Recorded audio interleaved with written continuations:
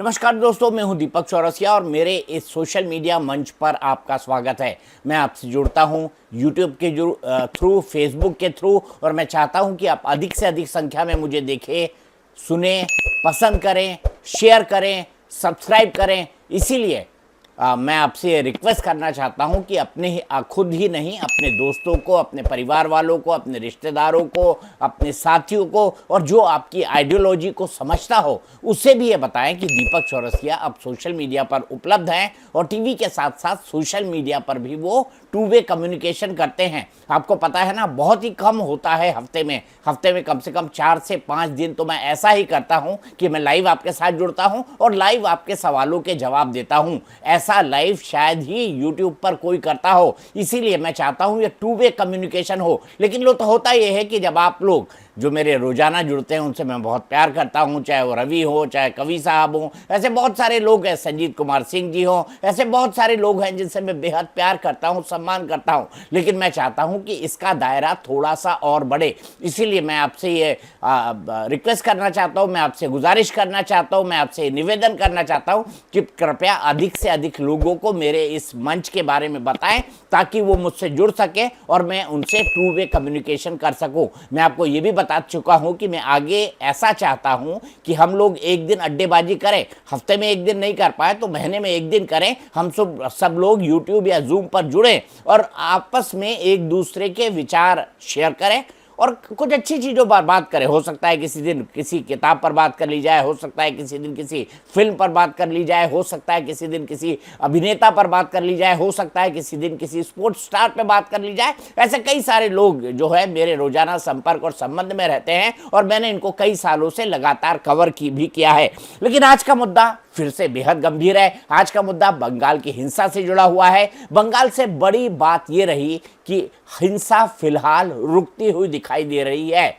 आज सोमवार के बाद किसी भी तरह की कोई बड़ी हिंसा की खबर नहीं आई है। लेकिन सबसे बड़ा सवाल यह है कि जो कुछ हुआ वो आखिरकार हुआ क्यों, ये हालात बंगाल के अंदर किस तरह से बढ़े, इसके बारे में इन्वेस्टिगेशन एजेंसीज क्या कहती हैं और भारत की राजनीति इस वक्त इस हिंसा को लेकर किस तरफ चल रही है, इसी पर हम लंबी बात करेंगे, इसी पर हम विस्तार से बात करेंगे। मैं आपको बताऊंगा जांच एजेंसियों की रिपोर्ट के बारे में, क्योंकि ये कोई राष्ट्रीय साजिश नहीं लगती, इसके पीछे कुछ अंतर्राष्ट्रीय लोग हैं। वो लोग जो अपना देश नहीं संभाल पाए, ऐसे लोग भी इस हिंसा के पीछे हैं और ये कहा जा रहा है कि इसकी प्लानिंग कई महीने पहले से हो रही थी। और यह भी बताया जा रहा है कि ऐसे में जिस तरह से कश्मीर में पत्थरबाजी की जाती है ना, 500 रुपए देकर, ठीक उसी तरह की पत्थरबाजी की खबरें पश्चिम बंगाल से भी सामने आ रही हैं। तो ये बहुत गंभीर एंगल है, ये बड़ी गंभीर बात है।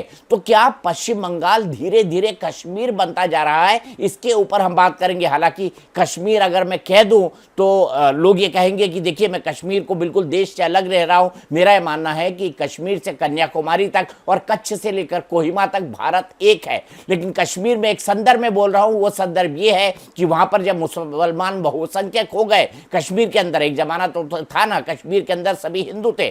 खुद फारूक अब्दुल्ला ने कहा था कि उनके बाप दादा तो जो है वो हिंदू ब्राह्मण थे। ये खुद किसने कहा था? ये खुद फारूक अब्दुल्ला ने कहा था। तो मैं आपको यहां पर बताना चाहता हूं कि जैसे ही कश्मीर के अंदर जो है बहुसंख्यक मुस्लिम हो गए, मुसलमान हो गए, उसके बाद वहां से कश्मीरी पंडितों को मार मार के निकाल के भगा दिया गया। और मैं खुद आपको बता चुका हूं कि फारूक अब्दुल्ला, उमर अब्दुल्ला, इनका परिवार भी पहले मूलतः तौर पर कश्मीरी पंडित ही था। बाद में जब वहां पर कई सारे आक्रांत आए, कई सारे बाकी लोग आए, इन्होंने कश्मीर की पूरी डेमोग्राफी को बदला और इन्होंने सभी लोगों का मजहब परिवर्तन करा लिया, तभी अपना धर्म परिवर्तन करके हिंदू से मुसलमान बन गए। लेकिन अब मैं किस विमर्श पर आ गया हूं, मैं इस विमर्श को आगे नहीं ले जाना चाहता। मेरे लिए आज का सबसे गंभीर मुद्दा है कि मुर्शिदाबाद में आखिरकार ऐसा क्यों हुआ, 24 परगना के अंदर इस तरह की हिंसक वारदातें क्यों हुई। क्या इंडियन सेक्युलर फ्रंट भी अपनी राजनीतिक रोटियां सेकना चाहता है? ममता बनर्जी पर जितने भी राजनीतिक आरोप लगे हैं कि ममता बनर्जी ने जानबूझकर आंख बंद कर ली है, ये कितने सही हैं? क्योंकि ममता बनर्जी ने वहां पर बीएसएफ को नहीं बुलाया, बीएसएफ को किसने बुलाया? बीएसएफ को बुलाया वहां की कोलकाता हाईकोर्ट ने। कोलकाता हाईकोर्ट के कहने पर बीएसएफ लगी। उनके नेताओं कुणाल घोष और जो दूसरे नेता हैं, उन्होंने तो साफ साफ तौर पर कह दिया कि जो दो लोग मारे गए हैं, दो हिंदू मारे गए हैं, एक बाप और एक बेटा, और उनकी तस्वीरें जो है बेहद ही विभत्स है। चाकुओं से गोद कर घर से निकाल कर उनको मार दिया गया है। ये दोनों कौन थे? ये कैसे अपनी जीविका चलाते थे? ये लोग जो त्योहारों में मूर्तियां बनती है ना, जैसे दुर्गा पूजा हुई तो माँ दुर्गा की मूर्ति बनी, इस तरह से काली पूजा हुई तो माँ काली की मूर्ति बनी, ऐसे ही ये अपने परिवार को चलाते थे मूर्तियां बनाकर। इन दोनों लोगों से किसी तरह की किसको कैसे दुश्मनी हो सकती है? इसमें क्या दलित हिंदू का एंगल आया है, इसके बारे में भी बात करेंगे और आपको साजिश की हर एक परतें बताऊंगा। लेकिन सबसे पहले बात कर लेते हैं उत्तर प्रदेश के मुख्यमंत्री योगी आदित्यनाथ। तो मैं मुख्यमंत्री योगी आदित्यनाथ की बात क्यों कर रहा हूं? क्योंकि बंगाल के संदर्भ में उन्होंने एक बड़ी बात कही है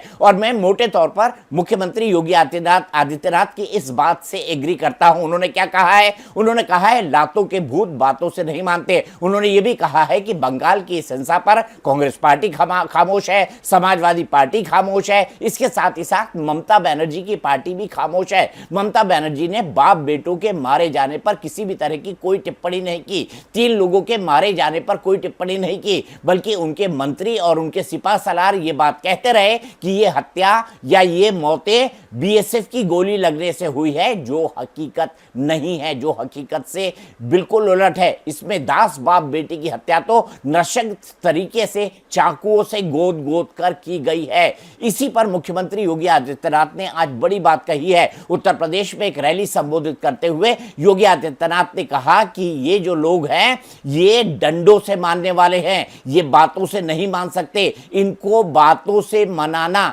या बातों से इनको ये मान जाएंगे, ये समझना बिल्कुल गलत है। ये समझना बिल्कुल गलत होगा और इस तरह की हरकतें इन लोगों की चलती रहेंगी। मैंने आपको बताया था कि योगी आदित्यनाथ कि उत्तर प्रदेश में सबसे ज्यादा वक्फ संपत्तियां हैं। मैं आपको बता दूं कि जो पश्चिम बंगाल है उसमें 80,480 के आसपास वक्फ संपत्ति है, जो कई लाख एकड़ बीघे के कई हजारों एकड़ के अंदर फैली हुई है। लेकिन नंबर 1 की वक्फ संपत्ति कहां है? नंबर 1 की वक्फ संपत्ति अगर पूरे देश में कहीं है तो वो उत्तर प्रदेश के अंदर है। लेकिन ऐसा क्या कारण है कि उत्तर प्रदेश में अभी तक वक्फ को लेकर कोई हिंसा नहीं हुई, लेकिन पश्चिम बंगाल में हो रही है? और वो हिंसा इतने भयानक तरीके से हुई कि चाकुओं से गोद करके एक बाप बेटों को मुर्शिदाबाद के एक गांव के अंदर मार डाला गया, उनके घर को पूरा जला दिया गया। 1000 के आसपास परिवार जो है मुर्शिदाबाद से गंगा नदी को पार करके पलायन कर गए। ये पूरा इलाका कैसा है मैं इसके बारे में भी बात करूंगा। लेकिन ये जो हालात बने हैं ये बेहद चिंता वाले हैं और योगी आदित्यनाथ ने इसी पर चिंता जाहिर की है। योगी आदित्यनाथ का कहना है और वो इस बात को बहुत प्रमुखता से मानते हैं कि जो भी कुछ हुआ है पश्चिम बंगाल के अंदर, उसमें जो दबे कुचले तबके के हिंदू हैं, जो पिछड़े हिंदू हैं, जो दलित हिंदू हैं, उनको निशाना बनाया जा रहा है। क्योंकि ऐसे लोगों को निशाना बनाने के बाद जो है कोई बहुत आप होता है ना, समाज के सबसे निचले और दबे कुचले व्यक्ति को कुचल कर आप मार दीजिए, उसके बाद शायद हल्ला ना हो। लेकिन उसके बावजूद भी देश के अंदर इस बात को लेकर बड़ा गुस्सा और क्षोभ है कि ममता बनर्जी ने इन बातों को लेकर आंखें क्यों मूंद ली है। आज उनके मौन धारण करने पर योगी आदित्यनाथ ने भी कई बातें कही। उन्होंने उल्हाना भी दिया, अखिलेश यादव को भी दिया, ममता बनर्जी को भी दिया, कांग्रेस पार्टी को भी दिया कि आखिरकार ये लोग मौन क्यों हैं। योगी आदित्यनाथ ने यहां पर बाबा साहब अंबेडकर की बात की और योगेंद्रनाथ मंडल की भी बात की। बांग्लादेश के हालात आप जानते हैं ना, बांग्लादेश में क्या हुआ। बांग्लादेश जिसे भारत ने बनाया था 1971 के अंदर, और 1971 में हमने पाकिस्तान के 2 टुकड़े करके बांग्लादेश नाम के देश को जन्म दिया था। मुजीबुर रहमान हमारे बंग बंधु और हमारे सबसे अच्छे मित्र, लेकिन उन्हीं की बेटी शेख हसीना को जो कट्टरपंथी ताकतें हैं, जो पाकिस्तान के इशारे पर चल रही थी, जो अमेरिका के डीप स्टेट के निशाने पर चल रही थी, जो इस्लामिक कट्टरपंथियों के निशाने पर चल रही थी, उन्होंने बांग्लादेश को अस्थिर कर दिया। अब बांग्लादेश के क्या हालात है आप बहुत बेहतर तरीके से जानते हैं, और इस हिंसा का भी बांग्लादेशी कनेक्शन आ रहा है। आज योगी आदित्यनाथ ने इसी संदर्भ में बात करते हुए बताया कि बाबा साहब अंबेडकर भारत भारत में रहे, उनको कितना सम्मान मिला, भारत रत्न बने, आज भी उनकी पूजा होती है, कल उनकी जन्म जयंती मनाई गई। तो आपने देखा पूरे देश के अंदर उत्सव का माहौल था। दूसरी तरफ योगेंद्रनाथ मंडल थे, वो भी दलितों के उतने ही बड़े नेता थे जितने बड़े बाबा साहब अंबेडकर थे, लेकिन वो जिन्ना के साथ चल गए और आखिरी जीवन उन्होंने पाकिस्तान के अंदर तड़प तड़प कर गुजारा। ये भी एक हकीकत है। तो जो लोग बांग्लादेश से प्रेरणा लेकर बंगाल के अंदर अशांति फैलाने की कोशिश कर रहे हैं, मैं उनको भी ये कहना चाहता हूं, साथ ही साथ पश्चिम बंगाल की मुख्यमंत्री ममता बनर्जी को भी ये कहना चाहता हूं कि आप कृपया योगी जी की सलाह मान लीजिए। आप ये मान लीजिए क्योंकि कि ये सब लोग लातों के भूत है, डंडों के भूत है, बातों से नहीं मानेंगे। और मैं आपको एक बात और बता देना चाहता हूं, क्या ये लोग इतनी जल्दी सुधर जाएंगे? मुझे इस बात की संभावना नहीं लगती, क्योंकि ममता बनर्जी का जो वोट बैंक है, ममता बनर्जी साफ साफ कह चुकी है। उन्होंने क्या कहा था कि जो गाय दूध देती है उसकी तो लात भी सहनी पड़ती है। तो क्या अल्पसंख्यक समुदाय यानी मुसलमान समुदाय ममता बनर्जी के लिए दूध देने वाली गाय है? क्योंकि ममता बनर्जी खुद कह चुकी हैं कि बंगाल में मुस्लिम वोट लगभग 33% के आसपास है। जिस मुर्शिदाबाद में हिंसा हुई वहां तो हिंदू पहले से ही अल्पसंख्यक हो गए हैं। हिंदू वहां पर 33% है और मुसलमान वहां पर 66%। ऐसे हालात में मुर्शिदाबाद में जो हालात बने हैं वो ये साफ साफ दिखाता है कि जहां पर भी मुसलमान बहुसंख्यक हो जाएंगे, हिंदुओं को इसी तरह से पीट पीट कर निकालेंगे। आज भी मुर्शिदाबाद के जो हालात है, उसके बाद जो लोग पलायन करके पड़ोस के जिलों में गंगा नदी पार करके चले गए हैं, क्या वो अपने घरों में वापस लौटे हैं? अभी तक इसके बारे में कोई भी पुख्ता जानकारी नहीं मिल पाई है। साथ में यह भी कहा जा रहा है कि अभी तक उनके वापसी आने की संभावना न के बराबर है, क्योंकि उनकी ऐसी कई पिक्चर्स जो हैं वो वहां पर सामुदायिक एक जगह बनाई गई है जहां पर स्कूल के अंदर उनको टिकाया गया है, वहां से उनकी तस्वीरें आज भी मिल रही है। अब देखना यह महत्वपूर्ण हो जाता है कि ममता बनर्जी अब आगे किस तरह की रणनीति अख्तियार करती हैं। आपको पता है जनवरी, फरवरी, मार्च 2026 के अंदर चुनाव आने वाले हैं। चुनाव किसके हैं? चुनाव है पश्चिम बंगाल विधानसभा के। ऐसे में ममता बनर्जी के अपने वोट बैंक को बचाने के लिए ऐसा कर रही हैं। उनके इस वोट बैंक और वोट बैंक की क्या राजनीति होती है, इसको योगी आदित्यनाथ बहुत अच्छी तरह समझते हैं और उनका कहना है कि ऐसे लोगों को जो है कानून के लंबे डंडे से ही निपटना चाहिए। अब याद करिए 2017 के पहले के उत्तर प्रदेश को हर दूसरे तीसरे दिन दंगा होता था। बहनों और भाइयों, इन दंगाइयों का उपचार ही डंडा है। बिना डंडे के मानेंगे नहीं। आप देख रहे होंगे बंगाल जल रहा है, वहां की मुख्यमंत्री चुप है, दंगाइयों को शांति दूत कहती है। अरे लातों के भूत बातों से कहां मानने वाले हैं। लेकिन सेकुलरिज्म के नाम पर इन लोगों ने दंगाइयों को दंगा करने की पूरी छूट दे रखी है। पूरा मुर्शिदाबाद पिछले एक सप्ताह से चल रहा है, सरकार मौन है। बहनों और भाइयों, इस प्रकार की अराजकता पे लगाम लगनी चाहिए और मैं धन्यवाद दूंगा इस बात के लिए। अब यहाँ पर क्या बात महत्वपूर्ण है? यहाँ पर महत्वपूर्ण ये है कि योगी ने जो बात कही है उसमें कितनी सच्चाई है। अगर आप मुझसे पूछे तो ये एक हकीकत है, क्योंकि अगर ये हकीकत नहीं होती तो शायद उत्तर प्रदेश में सबसे ज्यादा बलवा होता, क्योंकि उत्तर प्रदेश में वक्फ की सबसे ज्यादा संपत्तियां हैं। इसी तरह से जिस तरह से मुर्शिदाबाद में 66% मुसलमान हैं, ठीक उसी तरह के मुसलमान असम में भी हैं। तो असम में भी भयानक बलवा और भयानक दंगे हो रहे होते, लेकिन एक जगह योगी आदित्यनाथ हैं और दूसरी जगह हिमंत विश्व शर्मा। ऐसी जगहों पर इन लोगों को इस तरह की हरकतें करने की इजाजत नहीं मिल सकती। अगर पश्चिम बंगाल में मुस्लिम तुष्टीकरण की राजनीति न चल रही होती, अल्पसंख्यक तुष्टीकरण की राजनीति न होती, ममता बनर्जी का एक बड़ा वोट बैंक मुस्लिम न होता, तो शायद इस तरह के हालात नहीं बनते। और सबसे बड़ी आश्चर्य की बात तो यह है कि ममता बनर्जी ने जो कुछ किया है या जो कुछ बंगाल के हालात बने हैं, उसके बाद इंडिया गठबंधन के सभी दल खामोश है। मैं ये तो मानता हूं कि वक्फ संशोधन बिल पर इन तमाम लोगों ने अपनी अपनी पिटीशन डाल दी है। जैसे कांग्रेस के सांसदों ने पिटीशन डाली है, एआईएमआईएम ने पिटीशन डाली है, डीएमके के नेताओं ने पिटीशन डाली है, टीएमसी की महुआ मोइत्रा ने पिटीशन डाली है, इसके अलावा अन्य नेताओं ने भी पिटीशन डाली है। इन पिटीशन के बावजूद भी जो है हिंसा क्यों हो रही है? ममता बनर्जी तो साफ साफ कह चुकी है पश्चिम बंगाल के अंदर कि वो वक्फ संशोधन कानून लागू नहीं होने देंगी। अगर वक्फ संशोधन कानून लागू ही नहीं होना है पश्चिम बंगाल के अंदर, और ममता बनर्जी पर तो वहां के मुसलमान बहुत भरोसा करते हैं, तो ऐसे हालात में फिर ऐसी परिस्थितियां क्यों बन रही है, ये भी अपने आप में चिंता वाली बात है। यानी इसका मतलब वक्फ कानून बहाना है, हिंदुओं को निशाना बनाना है, क्या इस तरह की बात है? मुझे तो कमोबेश ऐसा ही लगता है।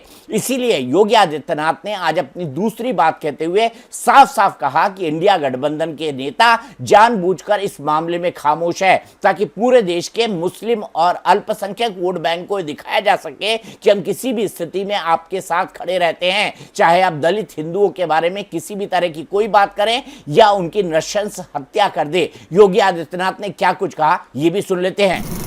वहां की माननीय न्यायालय को, जिन्होंने वहां पर केंद्रीय बलों की तैनाती करके वहां के अल्पसंख्यक हिंदुओं की सुरक्षा की व्यवस्था करने के लिए कदम उठाया है, और आज केंद्रीय बल वहां पर तैनात है। आपने वहां की पीड़ा सुनी होगी। सब लोग मौन है, कांग्रेस मौन है मुर्शिदाबाद के दंगों पर, कांग्रेस मौन है, समाजवादी पार्टी मौन है, टीएमसी मौन है। वे धमकी पे धमकी दिए जा रहे हैं, समर्थन कर रहे हैं। बांग्लादेश के अंदर जो हुआ था उसका समर्थन कर रहे हैं बड़ी बेशर्मी के साथ। अगर उन्हें बांग्लादेश अच्छा लगता है तो उनको बांग्लादेश ही जाना चाहिए। क्यों भारत की धरती पर बोझा बने हुए हो? क्यों भारत की धरती पे बोझा बने हुए हो? जब से पश्चिम बंगाल के अंदर हिंसा शुरू हुई है, तब से मैंने कई सारे चैनल्स में, टॉक शोज के अंदर हिस्सा लिया, डिबेट्स के अंदर हिस्सा लिया। जितने भी पॉलिटिकल पार्टी के नेता हैं या मुस्लिम इंटेलेक्चुअल हैं, वो वक्फ पर अपनी बात तो कहते ही हैं, उनको अपनी बात कहनी चाहिए, लेकिन कोई इस बात को मानने को तैयार नहीं है कि वक्फ संपत्तियों के ये जो रेगुलेशन है उसके बाद जो है गरीब मुसलमानों को इसका फायदा होगा, महिलाओं को इसका फायदा होगा। इस तरह की बात कोई नहीं करता। अब सवाल यह है, इस तरह की बात वो क्यों नहीं करते? क्योंकि वो लकीर के फकीर हैं, क्योंकि वक्फ में उनको जितना बता दिया गया है कि आपकी मस्जिदें छीन ली जाएंगी, आपकी जो है इबादत गाहें छीन ली जाएंगी, आपके कब्रिस्तान छीन लिए जाएंगे, उससे आगे ना वो सुनने के लिए तैयार हैं, ना वो सोचने के लिए तैयार हैं, क्योंकि उनके लिए सबसे प्रमुख है एंटी बीजेपी एजेंडा, और इसी एजेंडे पर इंडिया गठबंधन के बाकी दल काम करते हैं। मैं लगातार सभी जगह यहाँ पर जो भी लोग पश्चिम बंगाल की हिंसा को कर देते थे, उन तमाम लोगों से मैं पूछा करता था, और उन तमाम लोगों से ये बात मैं पूछता था कि भाई क्यों हो रहा है पश्चिम बंगाल के अंदर? सभी कहते थे हो रहा था, सरकार को इसको रोकना चाहिए। तो सवाल ये उठता था ममता बनर्जी इसको क्यों नहीं रोकती? फिर वो कहते थे रोकने की कोशिश हो रही है। फिर वो चले जाते थे आगरा में जो प्रदर्शन हुआ रामजी लाल सुमन के खिलाफ, उस पर फिर वो चले जाते थे कि देखिए वहां के तो हालात ही ऐसे हैं, वहां पर जो है आपको चीजों को बेहतर ढंग से संभालना पड़ेगा, और न जाने क्या क्या बात करते थे। और अंत में लोग क्या बात करते थे कि ये हिंसा तो बीजेपी ने ही कराई है। अरे बीजेपी 1947 से लेकर आज तक पश्चिम बंगाल की सरकार में कभी नहीं रही, केंद्र की सरकार में वो है, लेकिन केंद्र अगर पश्चिम बंगाल में चू भी कर दे तो ममता बनर्जी पूरा का पूरा देश सर पे उठा लेती है, और ये तमाम इंडिया गठबंधन के नेता ममता बनर्जी के पीछे खड़े हो जाते हैं। अब ममता बनर्जी ऐसे में क्या कहें और क्या करें? ममता बनर्जी भी दोहरी मुसीबत के अंदर फंसी हुई है। एक तरफ उनको मुस्लिमों का तुष्टीकरण करना है,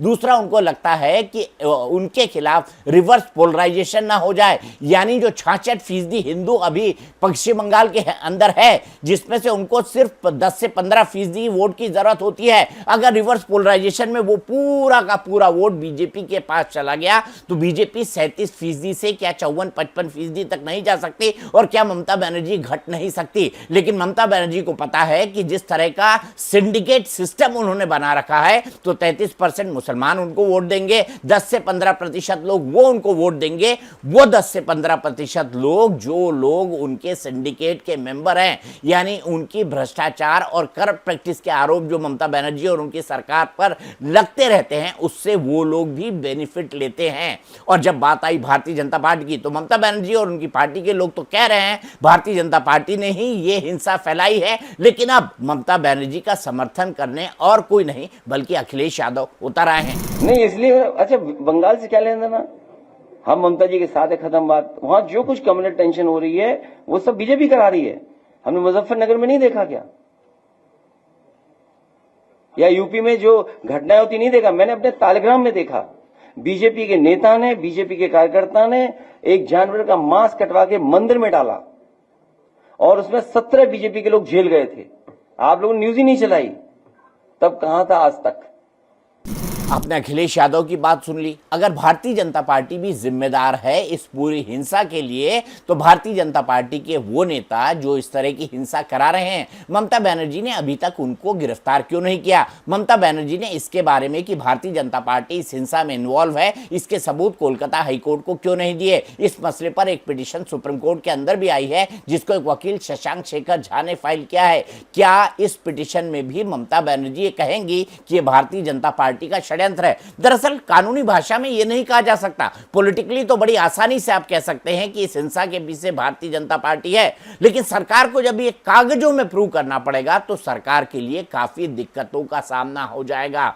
जो पश्चिम बंगाल में जो हिंसा चल रही है उस पर राज्यपाल CK आनंद बोस ने ममता बनर्जी सरकार से पूरी की पूरी रिपोर्ट मांगी है, लेकिन जिन इंटेलिजेंस के सोर्सेस के साथ मैं संपर्क में था, उनका यह कहना है कि जो पश्चिम बंगाल में हिंसा हुई है उसकी साजिश के तार बहुत गहरे हैं। वो ये कह रहे हैं कि इसमें बांग्लादेशी कट्टरपंथी इन्वॉल्व हैं, इसके अंदर कुछ विदेशी ताकतें इन्वॉल्व हैं, इनके अंदर वो ताकतें इन्वॉल्व हैं जो भारत को राजनीतिक तौर पर अस्थिर देखना चाहती है, जिन्होंने बांग्लादेश के अंदर अस्थिरता फैलाई है। भूले मत, मुर्शिदाबाद और बांग्लादेश की सीमा आपस में सटे हुए हैं। मुर्शिदाबाद से ही लगभग 50 से 100 किलोमीटर, मेरे को एग्जैक्ट जानकारी नहीं है इसलिए मैं नंबर नहीं बता रहा हूं, लेकिन कम से कम 100 किलोमीटर की सीमा मुर्शिदाबाद जिले से लगती हुई होगी बांग्लादेश की। और ऐसे में कहा जाता है कि बांग्लादेश की सीमा से बहुत ज्यादा इन्फ्लक्स यानी घुसपैठिए आते हैं, और ये आज से नहीं आ रहे हैं, पिछले 10 सालों से नहीं आ रहे हैं, ये पिछले कई दशकों से आ रहे हैं। पहले लेफ्ट की सरकार जो मेरे ख्याल से 30 साल से 3 दशकों से ज्यादा सत्ता में थी,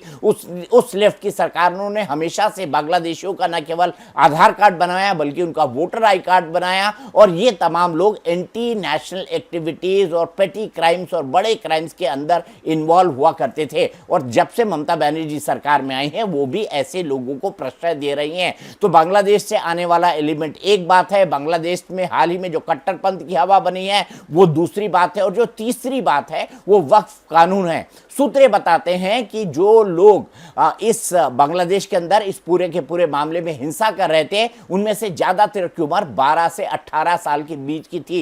ये बहुत यंग लड़के हैं जिन लोगों ने इस हिंसा को अंजाम दिया है। जिन प्रत्यक्षदर्शियों को मैंने टेलीविजन पर सुना या मेरे रिपोर्टर्स ने जिन प्रत्यक्षदर्शियों से बात की, उनका भी ये मानना है कि बहुत कम उम्र के लड़के हैं जो आते हैं, पत्थर बरसाते हैं, पेट्रोल बम बरसाते हैं और एक जगह से दूसरी जगह तक निकल आते हैं। जो दास परिवार के बाप और बेटे की हत्या की गई, उनके बारे में बताया गया कि पहले उनके घर के दरवाजे को तोड़ा गया, उस पर पत्थर बरसाए गए, दोनों को खींच के बाहर निकाला गया, उसके बाद दोनों को चाकुओं से गोद कर मार डाला। उसकी कई सारी तस्वीरें भी सोशल मीडिया पर घूम रही हैं, लेकिन वो तस्वीरें इतनी विभत्स है, इतनी खतरनाक है कि मैं नहीं चाहता कि मैं आपके साथ शेयर करूं या आपको वो तस्वीरें दिखाऊं। और आपको पता है कि मैं वैसे ही बेहद संवेदनशील होता हूं ऐसी किसी तस्वीर के मामले में, ऐसी किसी बात के बारे में। अब ये कहा जा रहा है कि ये जो यंग लड़के हैं जो पत्थरबाजी करते हैं, कश्मीर में जिस तरह पर पत्थरबाजी की जाती थी 500 रुपए और 1000 रुपए देकर जुम्मे वहां पर पत्थर बरसाए जाते थे, सिक्योरिटी फोर्सेस पर पत्थर बरसाए जाते थे, ऐसे ही पत्थर बरसाने की जिम्मेदारी पुलिस और हिंदू लोगों पर इसके लिए 500 रुपए रोजाना इन लड़कों को दिए गए हैं। 500 रुपए रोजाना। एजेंसियों की जांच रिपोर्ट के मुताबिक इस बात के सबूत मिले हैं कि जिन लोगों से बात की गई है या जो लोग इस तरह की इन्वेस्टिगेशन के अंदर इन्वॉल्व थे, उनको इस बात की जानकारी मिली है कि वो आसपास के जितने भी इलाके हैं, क्योंकि मुर्शिदाबाद, पश्चिम बंगाल की राजधानी कोलकाता, दक्षिण 24 परगना, मालदा, ये तमाम इलाके जो है आपस में लगे हुए हैं। सिलीगुड़ी तक ऊपर चले जाइए जो चिकन नेक के बिल्कुल पास आता है, यहां पर भी मुस्लिम समुदाय जो है बहुसंख्यक हो गया है। और मैं ये जो पॉपुलेशन की बात कर रहा हूं 66% वाली, ये 66% वाली पॉपुलेशन तो 2011 की जनसंख्या के आंकड़े हैं। अब ये आंकड़े 2025 तक आते आते कम से 70 से 75% या इवन 80% हो गए हो तो आप आश्चर्य मत कहिएगा। तो मुर्शिदाबाद में कुछ इस तरह से डेमोग्राफी बदली है। तो 500 रुपए हर रोज इन लड़के को दिए गए, पत्थर बरसाने के, अशांति फैलाने के, नारे लगाने के। इसके अलावा और क्या क्या, इसके अलावा जो और खबर आई है वो ये आई है कि इसमें जो पैसा इन्वॉल्व हुआ है, इसमें कोई अंसारुल बांग्ला करके एक संगठन है, इसका एग्जैक्ट नाम अंसारुल बांग्ला ही मुझे सुनाई में आया था, इसलिए मैं इस ऑर्गेनाइजेशन का नाम आपको बता रहा हूं। हालांकि कोई ये बहुत प्रमुख ऑर्गेनाइजेशन है मुझे ऐसा नहीं लगता, लेकिन ये लोग भी जो बांग्लादेश से जाने वाले लोग हैं, जो लोग लगातार वहां पे घुसपैठ के कामों में लगे रहते हैं या जिनका काम रहता है भारत के अंदर आईएसआई के साथ मिलकर, क्योंकि आईएसआई और बांग्लादेश की जो खुफिया एजेंसी है वो दोनों आपस में मिल गई है जब से बांग्लादेश के ऊपर कट्टरपंथ हावी हुआ है। और तब से पश्चिम बंगाल में हिंसा की तस्वीर को आगे बढ़ाने का काम आईएसआई, बांग्लादेश का जो कट्टरपंथी ताकतें हैं और पश्चिम बंगाल में रहने वाले ऐसे मिस्क्रिएंट्स जो ऐसी लोगों के चक्कर में मजहब के नाम पर आ जाते हैं, उन तीनों के बीच एक गठजोड़ चल रहा है। एक खबर यह है कि तुर्की से इन तमाम लोगों की फाइनेंसिंग हुई है। एक और कट्टरपंथी मुल्क जो भारत विरोध के कारण जाना जाता है, जो दो लोग थे जिन्होंने 370 के बाद भारत का सपोर्ट नहीं किया, उनमें से तुर्की एक था और मलेशिया एक था। पाकिस्तान से सपोर्ट की तो हम उम्मीद इस पूरे मामले में कर ही नहीं सकते थे। तो जो फाइनेंसिंग हुई है वो तुर्की से हुई है। अब देखना ये बेहद महत्वपूर्ण होगा कि जब सुप्रीम कोर्ट में ये मामला आता है तो क्या होता है, इलाहाबाद कोलकाता हाई कोर्ट के अंदर ये मामला चलता है तब क्या बात होती है। लेकिन ये बात बहुत साफ है कि जिस तरह से वक्फ कानून को लेकर भ्रम फैलाया जा रहा है, जिस तरह से वक्फ कानून के बारे में झूठ फैलाया जा रहा है, जिस तरह से वक्फ कानून के बारे में गलत अनाप शनाप प्रचार हो रहा है, उसके बाद पूरे देश में इस तरह के हालात न बन जाए, ये भारत की सरकार और राज्य सरकारों के सामने सबसे बड़ी चुनौती होगी। आज के लिए इतना ही। आपको मेरा वीडियो कैसा लगा, वीडियो में आपको कौन कौन से पॉइंट्स पसंद आए, कौन से हायर पॉइंट्स थे, कौन से लोअर पॉइंट्स थे, आप प्लीज़ मेरे साथ शेयर करिएगा, मुझे बताइएगा। आगे मैं आपको बताऊंगा कि, और मैं यही उम्मीद करता हूं कि कम से कम पश्चिम बंगाल तो कश्मीर जैसी हालात में ना आए, क्योंकि अमार सोनार बांग्ला। और वैसे भी मेरा तो बड़ा भावनात्मक लगाव बंगाल से है, ये मैं कहूँ तो कुछ गलत नहीं होगा।